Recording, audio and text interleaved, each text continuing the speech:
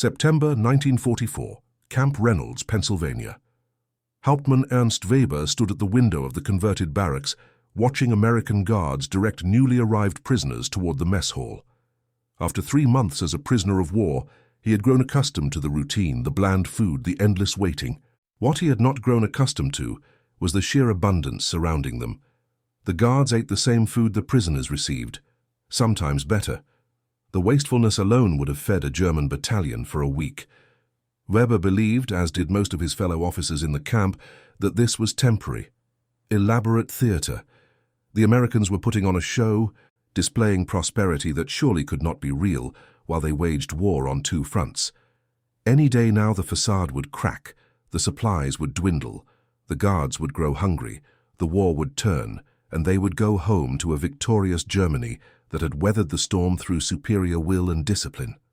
Before we dive into this story, make sure to subscribe to the channel and tell me in the comments where you're watching from. It really helps support the channel.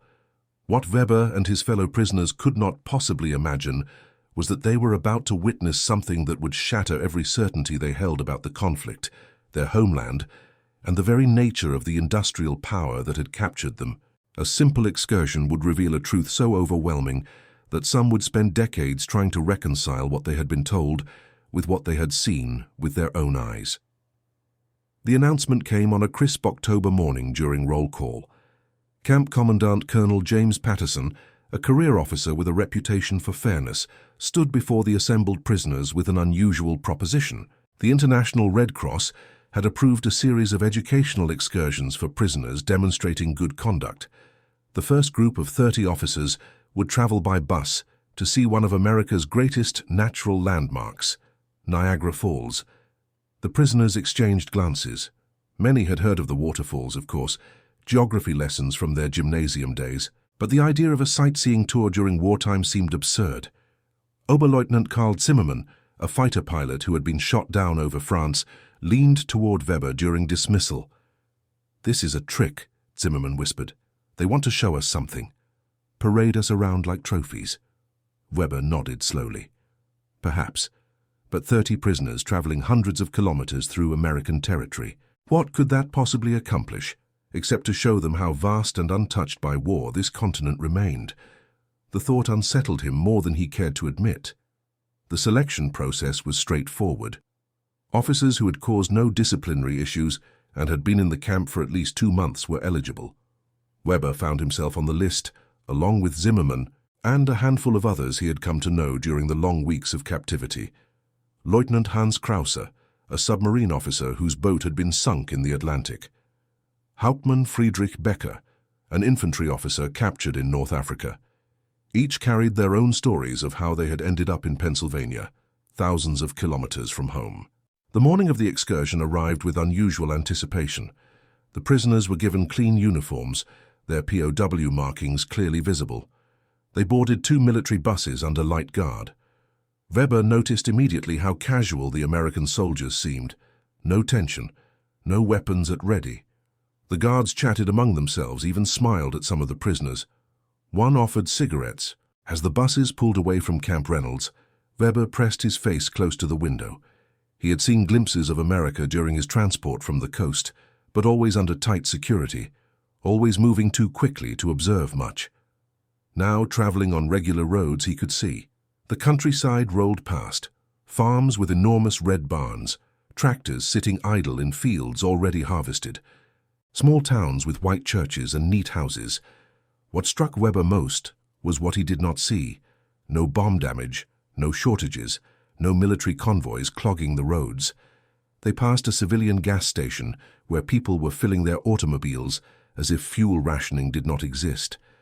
A woman stood beside a large automobile, laughing with the attendant while a child ate what appeared to be an ice cream cone. Ice cream. In October, during a war. Zimmermann broke the silence that had fallen over the prisoners. "Look at the cars," he said quietly. "Every house has one. Some have 2. It was true. As they passed through a residential area on the outskirts of a small city, Weber counted. Nearly every driveway held an automobile. Not military vehicles, private cars. And not just any cars. large, well-maintained vehicles that would have been luxury items in Germany even before the conflict began. Becker, the infantry officer, pointed toward a factory they were passing. Smoke rose from multiple stacks. All the windows were intact. The parking lot was full of workers' automobiles. "The factory is running at full capacity," Becker observed. "But look, no defensive positions, no anti-aircraft guns, no bomb shelters visible." "Because they do not need them," Krauss added. The submarine officer stared out the window with an expression Weber had not seen before. Something between wonder and despair. They are not being attacked. They are too far away. They can make whatever they want. Ship it across an ocean we could not fully control even at our strongest. And they lose nothing here. The implication settled over the prisoners like a heavy fog.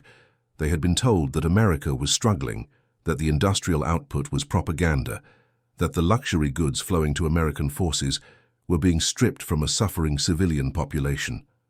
But here, on an ordinary road in Pennsylvania, they were seeing the opposite. The civilians had plenty. The factories hummed.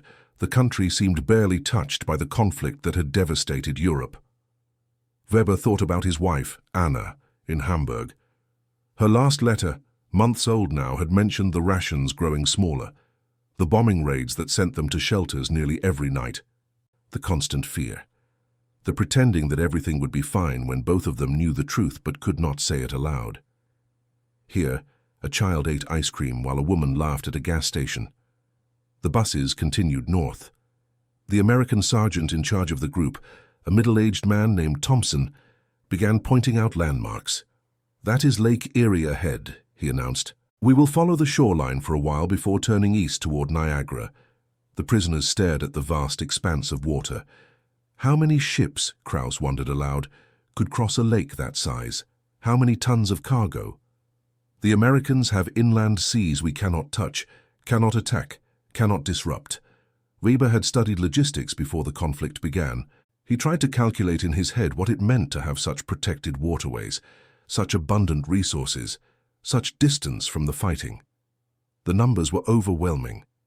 Even if Germany could somehow achieve military victories, how could they overcome this fundamental imbalance? How could will and discipline compete with geography and industry on this scale? They stopped for lunch at a roadside establishment. The prisoners filed in under casual guard, drawing curious stares from civilian patrons, but no hostility. The menu displayed prices that shocked Weber. A complete meal cost less than what a similar meal would have cost in Berlin before the conflict began, adjusted for exchange rates, and the portions when they arrived were enormous. Thompson noticed the prisoners' expressions. "Eat up," he said. "It is a long drive and you will want energy to walk around the falls." Weber looked at the plate in front of him. Roasted chicken, potatoes with butter, green beans, fresh bread, a glass of milk. More food than he had seen on a single plate in years. He glanced at Zimmermann, who was staring at his meal with something approaching disbelief. "This is what prisoners receive?" Zimmermann asked quietly. "On an excursion." "This is what anyone gets who orders the daily special," Thompson replied. Then, seeming to understand the subtext, he added more gently, "This is a regular restaurant. Regular food. Nothing special, because you are here." The prisoners ate slowly, almost reverently, not because they were hungry, though they were, but because each bite was evidence of something they had not wanted to believe. The abundance was real. It was everywhere. It was not propaganda or elaborate staging. This was simply how Americans lived. After lunch, the buses pressed on. The landscape grew more dramatic as they approached Niagara. Weber could hear the falls before he saw them. A distant thunder that grew steadily louder. Then they rounded a bend, and there it was, thousands upon thousands of cubic meters of water plunging over the edge every second. The spray created permanent rainbows in the afternoon sun. The sound was deafening, primal, a force of nature that made human concerns seem insignificant. Weber stepped off the bus and simply stood, overwhelmed by the sheer power of it. But it was not just the falls themselves that struck the prisoners silent. It was everything around them. The viewing areas were maintained, clean, accessible. There were civilian tourists everywhere, families with children, couples holding hands, elderly people resting on benches. Americans on vacation, during a war, as if the conflict was something distant and abstract rather than an existential struggle consuming every resource. Zimmerman grabbed Weber's arm, pointing not at the falls, but at something else. "Look," he said. "Really look." Weber followed his gaze and felt his breath catch. The infrastructure, enormous electrical plants flanking the falls, harnessing the water's power. Transmission lines stretching into the distance. Factories in the background, their windows gleaming in the sun. Everything was integrated, efficient, operating at scale that Weber had never imagined possible. Becker had wandered closer to an information placard. He was reading it slowly, his face growing pale. "Gentlemen," he called out, "come read this." The placard explained the hydroelectric facilities. The numbers were staggering. The Niagara Falls plants generated enough electricity to power entire cities, multiple cities. The excess power was transmitted hundreds of kilometers. The facilities had been operating for decades, continuously improved and expanded, and this was just one of many such installations across America. Krauss was staring at the falls with the expression of a man performing calculations he wished would come out differently. "Do you understand what this means?" he said quietly. "The power from this single location could run every factory in the Ruhr Valley. And they have dozens of sites like this, hundreds maybe, untouched, unreachable, producing steel, aircraft, ships, everything they need." Weber turned away from the falls to look at his fellow prisoners. Some were still staring at the water, mesmerized by its raw power. Others were looking at the electrical plants, the infrastructure, the casual tourists, and in their eyes, Weber saw the same realization dawning. They had lost. Not recently, not due to any particular battle or campaign. They had lost before the conflict even began, because they had never understood the true disparity in resources and productive capacity. All the courage, all the training, all the tactical brilliance, none of it mattered against this gulf in industrial power. An elderly American man approached the group with a camera. He spoke to Thompson, who nodded. The old man smiled at the prisoners. "Would you like a photograph by the falls?" he asked. "Something to remember your visit." The offer was so ordinary, so absurdly normal, that several prisoners laughed, not from humor, but from the surreal nature of the moment. They were prisoners of war, standing at Niagara Falls, being offered tourist photographs while their homeland burned and their families starved. Weber stepped forward. "Yes," he said. "Please. We would like that very much." They arranged themselves in a group, the falls thundering behind them. The old man took several photographs, promising to have them sent to the camp. As they dispersed, a young American woman approached with her daughter, a girl of perhaps 6 years old. The child was holding a small toy, a wooden doll carved with remarkable craftsmanship. "My father makes them," the woman explained. "Would your boys like one? I know you must miss your families." She was offering toys to prisoners, to enemy soldiers. Weber accepted the doll carefully, turning it over in his hands. The workmanship was exquisite. The woman's father clearly had time, resources, and peace of mind to craft such things. For children, for play. While German factories produced only weapons, and the children went hungry. "Thank you," Weber managed. "This is very kind." The woman smiled and walked away with her daughter, who waved goodbye to the prisoners. Several of the men waved back automatically, then stood staring at the small wooden doll in Weber's hands, as if it were some sort of profound philosophical statement. Because it was. Thompson gave them 2 hours to explore the area. Weber walked along the observation paths, watching the water, thinking about everything he had seen. Other prisoners scattered in small groups, some silent, others talking in urgent whispers. Weber found himself standing next to Krauss, both of them staring at the electrical plants. "You were a supply officer before the submarine service," Weber said. It was not quite a question. "For 2 years. Krauss confirmed. "I know logistics, I know production numbers." He gestured toward the plants, the transmission lines, the distant factories.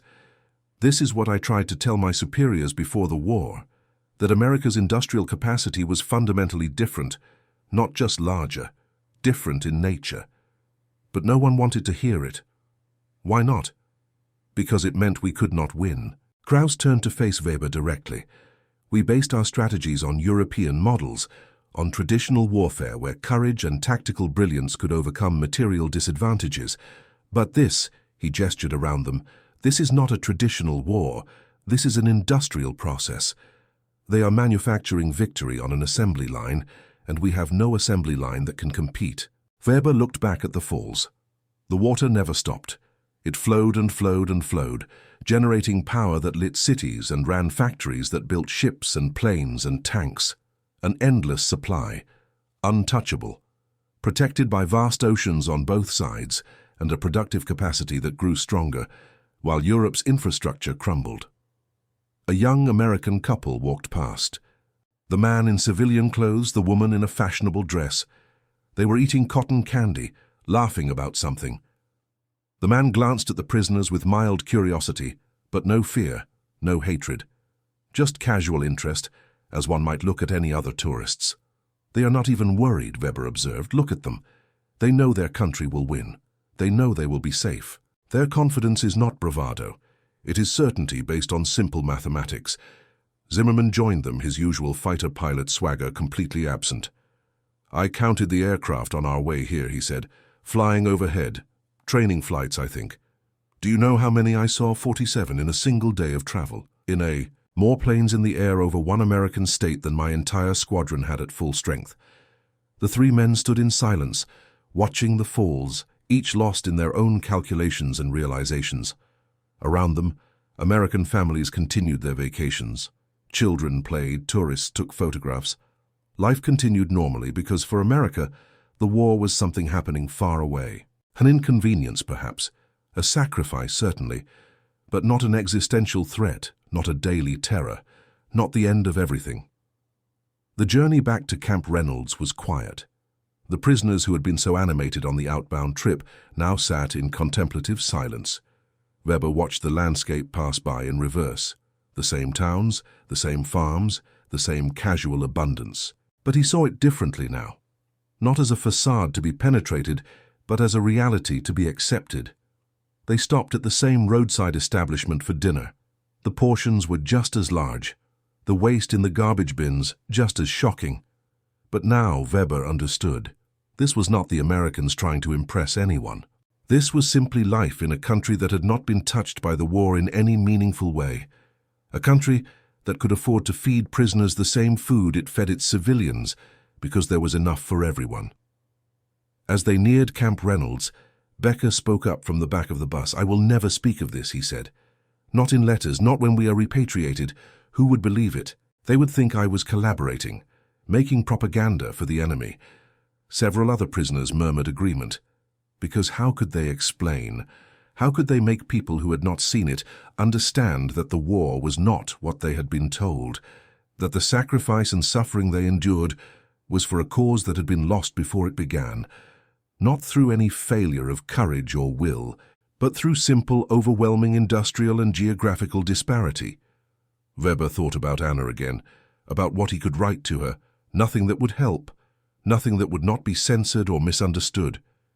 He could not tell her that he had seen the future, and it was America. That the conflict would end not when Germany surrendered, but when the sheer weight of American production made further resistance mathematically impossible. That night, back in the barracks, Weber lay on his bunk and stared at the ceiling. Other prisoners were already asleep, exhausted by the day's revelations. But Weber's mind would not rest. He kept seeing the falls, the endless water, the power plants, the transmission lines, the woman with the toy doll, the child eating ice cream. Zimmerman's voice came from the adjacent bunk. Are you awake? Yes. I have been thinking about something Thompson said, about the daily special, how that was just regular food. Weber waited. If that is regular food in wartime, Zimmerman continued, what was it like before? And what will it be like after, when they are not sending supplies overseas? What kind of prosperity will they have while we are rebuilding from rubble? Weber had no answer, because the answer was so obvious and so devastating that saying it aloud seemed pointless. America would emerge from the conflict stronger than ever. Their homeland would be further destroyed, and the gap between victor and vanquished would be so vast that recovery might take generations, if it ever happened at all. Days passed, then weeks. The prisoners who had gone on the excursion did not speak much about what they had seen. But word spread anyway, as it always did in the close confines of the camp. Other prisoners asked questions. Some believed, many did not. A few accused the excursion group of being broken by propaganda, but Weber noticed something interesting. The prisoners who had gone to Niagara Falls stopped talking about when the tide would turn. They stopped discussing strategies for German victory. They started asking Thompson and other guards questions about America, about geography, about industry, about education, learning about the reality they would have to live in after the war ended. Because it would end. That was certain now. The only question was how much more suffering would occur before the inevitable conclusion. A new group of prisoners arrived in November, fresh from the front. They brought news of continued fighting, of new weapons, of hope for a breakthrough. The Niagara Falls group listened politely but said little. What could they say? That they had seen a waterfall and lost faith in victory. It sounded absurd even to Weber, and he had lived it. But late one night, one of the new arrivals, a young lieutenant named Hans Müller, approached Weber during recreation hour. "I heard you went on an excursion," Müller said, "to see some famous waterfall." "Yes," Weber confirmed. "We did." "And they say it changed you, made you give up." Weber considered how to respond. "We saw something," he said carefully, "something that made us understand the true nature of the conflict, not tactics, not battles, but the underlying reality of industrial capacity and geographical protection." Müller scoffed. "They showed you propaganda, made you think they are stronger than they are." "No," Weber replied gently. "They showed us nothing, they just let us see. And what we saw was not strength, it was something far more fundamental. They showed us a country at war that does not look like a country at war. Because for them it is not. The fighting happens elsewhere, their factories are safe, their cities are intact. Their children eat ice cream in October, while ours shelter in basements." Müller started to argue, but Weber raised a hand. "I am not asking you to believe me," Weber continued. "I am simply telling you what I saw. Make of it what you will. But ask yourself this: how long can will and courage sustain a fight against unlimited resources protected by oceans? How long before mathematics defeats ideology?" The young lieutenant walked away, clearly unsettled. Weber did not expect him to understand. Not yet. Understanding required seeing, and seeing required the kind of cognitive shock that came from expecting one thing and finding something completely different. December brought the first snow. The prisoners received Red Cross packages, letters from home heavily censored. Weber's letter from Anna was brief. She was alive. She was surviving. She did not complain, but what she did not say was more eloquent than words. The rations were worse, the bombing more frequent, the hope fading.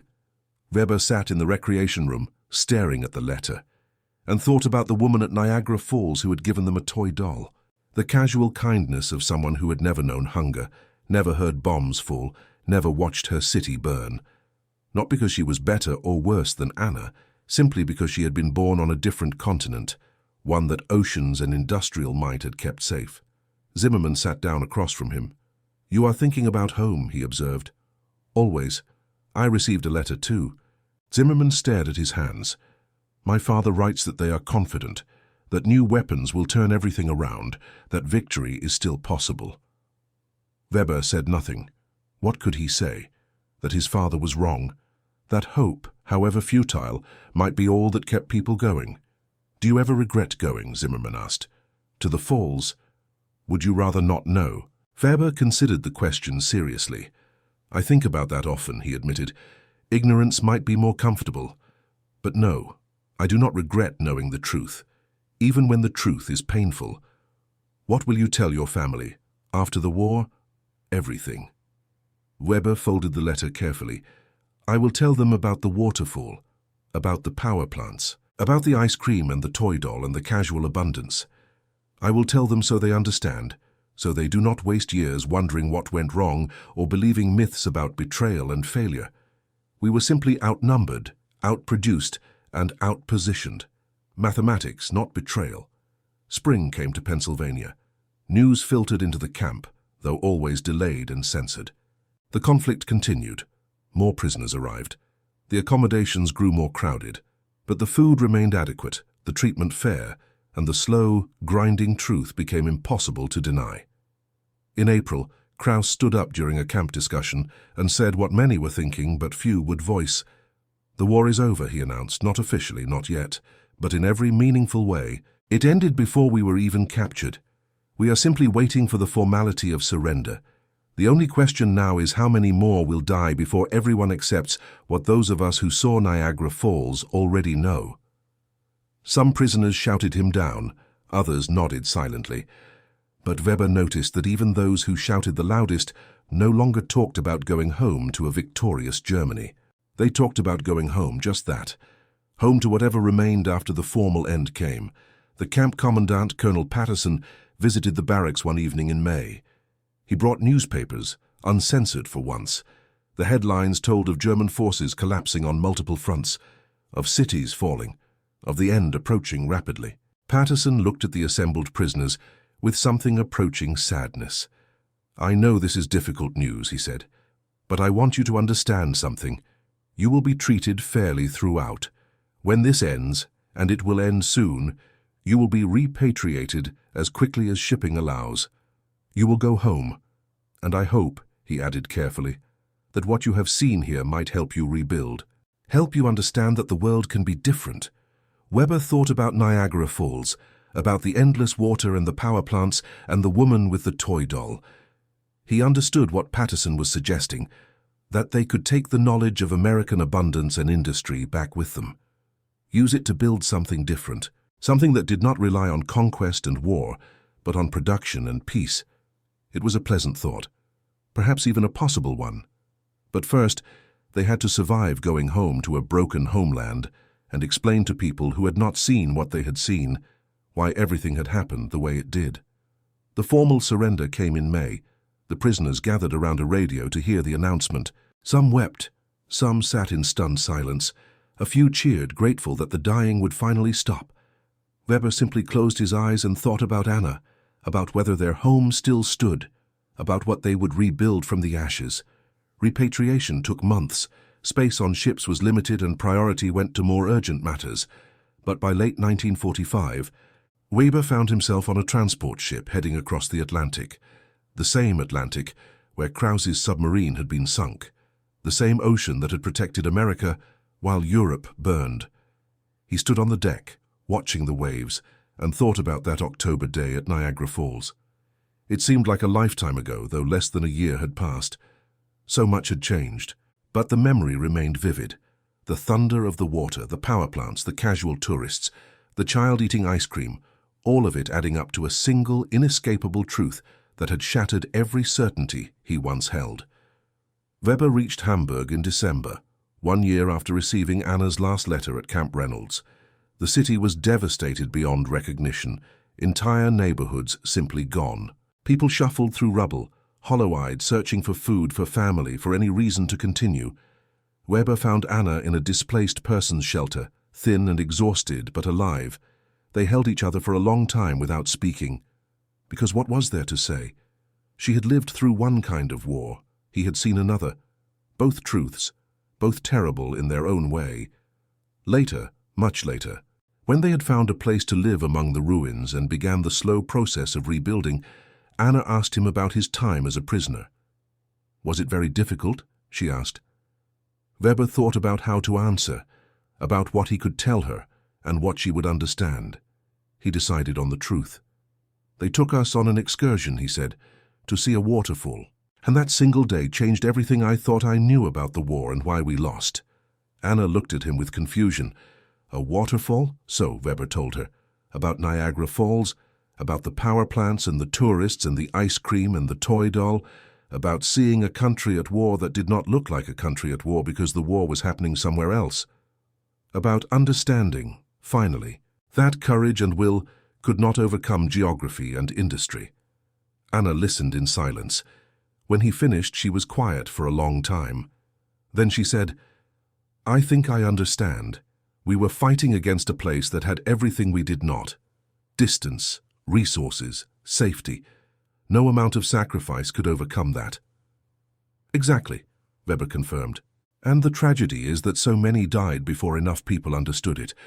They sat together in their small room in the ruins of Hamburg, holding hands, and Weber thought about Zimmermann's question. Did he regret going to Niagara Falls? Regret seeing the truth? No, he did not regret it, because the truth, however painful, was better than the comforting lies that had sent millions to their deaths.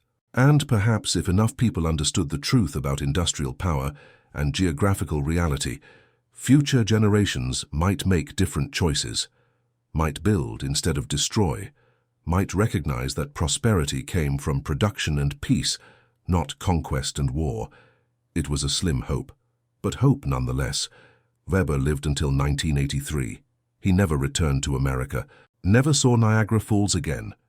But he spoke often about that October day in 1944, when he and 30 other prisoners stood before the thundering water and understood, perhaps for the first time, the true nature of the conflict they had been part of. Not a clash of ideologies or military tactics, but a demonstration of industrial mathematics played out on a global scale. His grandson, visiting from university, once asked him what the most important lesson of the war had been.